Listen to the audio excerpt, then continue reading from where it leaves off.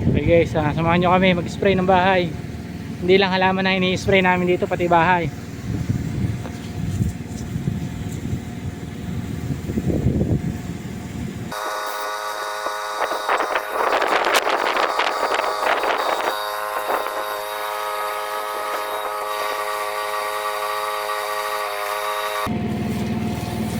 Dahil ang ginamit namin diyan na pang spray guys ay suka. Hindi ko alam kung bakit suka ang ginagamit nila dito panlinis ng bahay.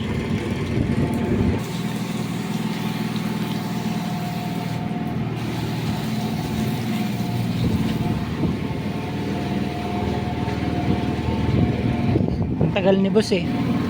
In-spray na namin. Dapat si boss ang mag-i-spray nito. Tagal.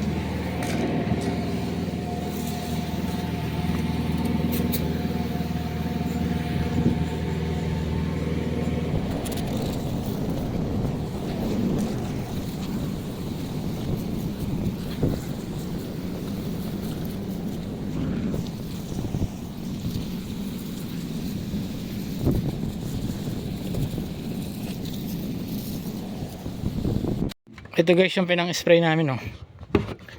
Dalawang bote, ay dalawang galon. Ayan.